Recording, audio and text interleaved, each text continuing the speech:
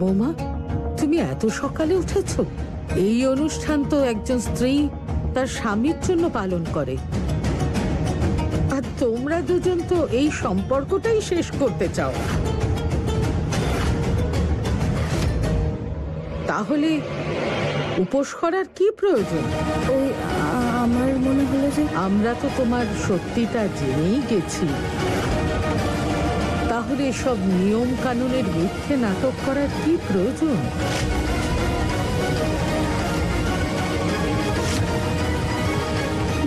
না, আসলে আমার মনে হলো আপনার কোনো কিছুর প্রয়োজন, আমি সাহায্য।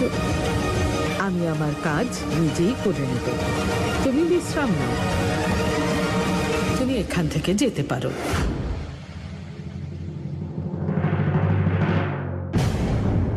সরস্বতী বৌমা, এগিয়ে এসো।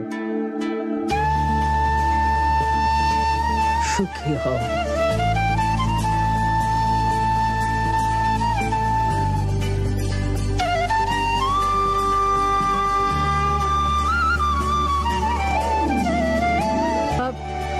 প্রণাম নেবেন মা ঠাকুর। সুখী হও। এই নাও।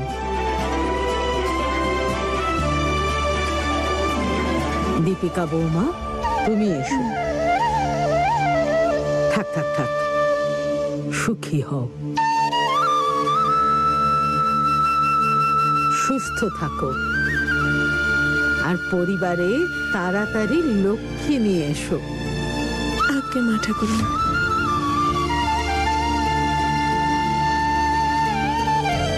তুমি এখনো দাঁড়িয়ে আছো, যাওনি?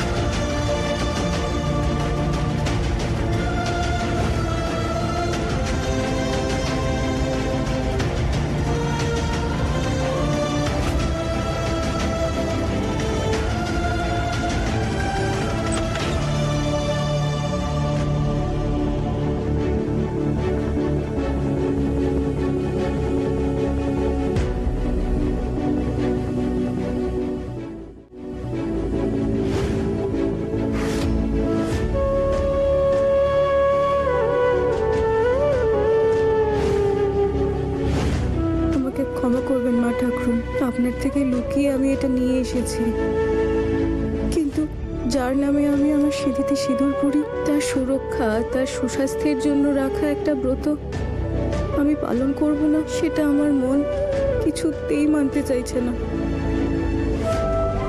শোভনবাবুর জন্য এই ব্রতটা আমাকে পালন করতেই হবে।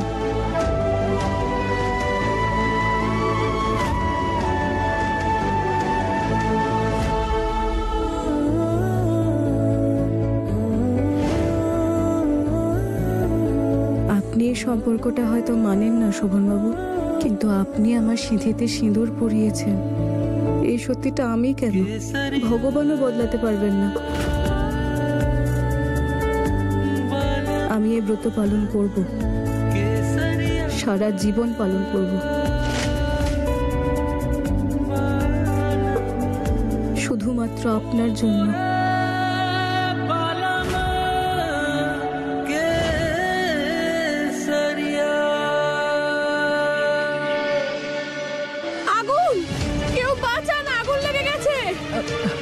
আগুন, আগুন আছে, আগুন!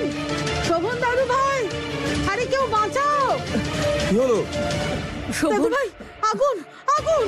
আমি ফুলকে ভিতরে যেতে দেখেছিলাম, তাই ভাবলাম আর নিচ থেকে ধোঁয়া বেরোচ্ছে, হয়তো আগুন। ফুল, ফুল দরজাটা খোলো। আর নিচ থেকে ধোঁয়া বেরোচ্ছে, হয়তো আগুন। ফুল, ফুল দরজাটা খোলো। ফুল, দাদু ভাই সাবধানে! কি হয়েছে? কি হয়েছে? আগুন লেগেছে। ফুল,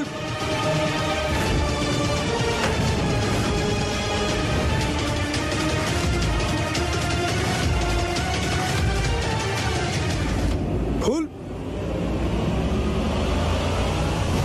এখানে তো ধূপ জ্বলছে।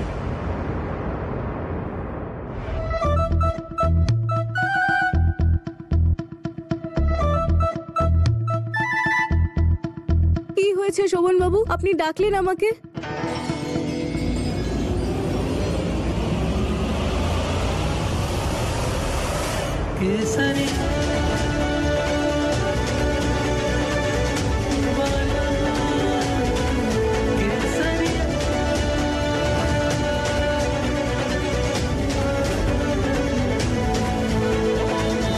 থ্যাংক গড ফুল, তুমি ঠিক আছো। আমার তো জীবন বেরিয়ে গেছে।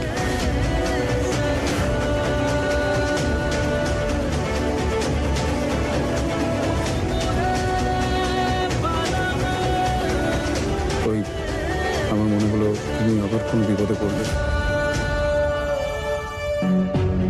শোভন দাদু ভাই, আজ তো তুমি ফুল বৌমাকে বাঁচাতে পারলে, কিন্তু কাল থেকে তো ও একলাই থাকবে। সব সমস্যার সমাধান বৌমাকে একলাই করতে হবে। ফুল বৌমা, তুমি শোভন দাদু ভাই আর এই পরিবারের জন্য অনেক কিছু করেছো। আজ শেষবারের মতো তোমার হাতে খাবার বানিয়ে দাদু ভাইকে খাওয়াবে না?